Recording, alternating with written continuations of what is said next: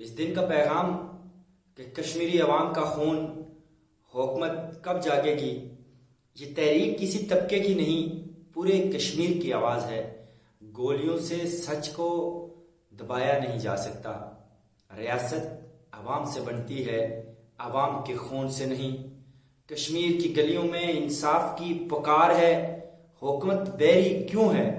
Action committee کا اعلان، واپسی کے راستے بند ہو چکے، اور کالا چہرہ صحافت کا، مظلوم کی آواز دبائی نہیں جا سکتی۔ کشمیری عوام کا صبر لبریز، اب فیصلہ عوام کے ہاتھ میں۔ خون جواں کی صدا، ایوان اقتدار بہرا کیوں ہے؟ ریاست اگر ماں ہے تو یہ زخم کس کے ہیں؟ یہ خون کس کا دیا ہوا ہے؟ کشمیر کی دھرتی لہو مانگتی ہے، انصاف کہاں ہے؟ گولیوں سے دبی صدا تاریخ کے اوراق پر گرجے گی، صبر کے پیمانے چھلک چکے، اب فیصلہ عوام کے ہاتھ ہے۔ عوام جب فیصلہ کرے تاریخ لکھی جاتی ہے۔ مظلوم کی آہ ظالم کی سلطنت نگل لے گی، مان لو ہماری۔ عام آدمی کا اتفاق اقتدار کے در و دیوار ہلا گیا۔ ریاست عوام کے خون پر آخر کب تک کھڑی رہے گی؟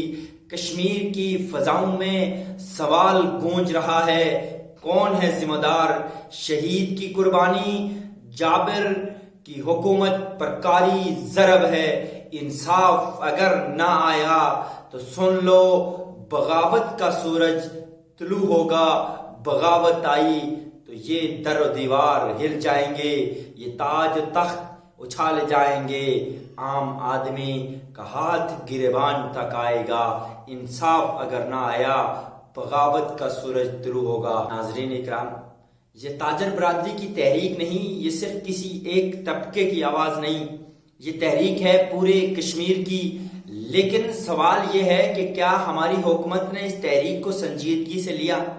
کیا عوام کے جائز مطالبات پر غور کیا گیا؟ نہیں، الٹا گولیاں چلی، ایک نوجوان شہید ہوا، اور عوام ڈرنے کے بجائے مزید مشتعل ہوئی۔ یہ پہاڑ کے لوگ ہیں، مشکل سہ کر یہ پروان چڑھے ہیں، ان میں اشتعال آتا ہے۔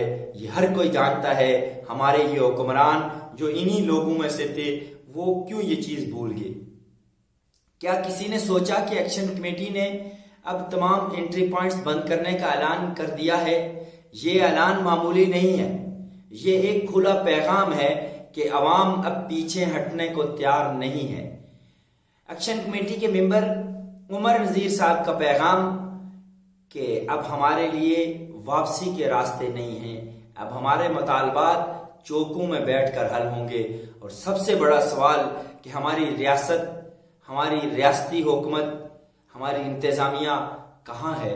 انتظامیہ سو رہی ہے یا جان بوجھ کر عوام کو بھڑکا رہی ہے کہ اگر یہ آگ مزید پھیلی تو اس کا ذمہ دار کون ہوگا؟ یقیناً ہماری ریاستی حلقے ہوں گے، ریاست کی حکومت ہوگی اور ان کے تابع یہ انتظامیہ ہوگی۔ سب سے دکھ دینے والی اور سب سے قابل افسوس اور سب سے زیادہ بد کردار اور کالا جو کردار ادا کیا ہے وہ میڈیا کا کردار ہے۔ افسوسناک ہے۔ صحافت جو مظلوم کی آواز ہونی چاہیے اور ہوتی ہے، اور اسی بنیاد پر صحافت قائم ہوئی ہے، اس نے پروپیگنڈا بنا لیا، اس نے پروپیگنڈے کی نرسری بنا لی، اور یہ بلیک پروپیگنڈا پیدا کیا جا رہا ہے، حقائق کو مسخ کیا جا رہا ہے، سچائی پر پردہ ڈالنے کی کوشش ہے۔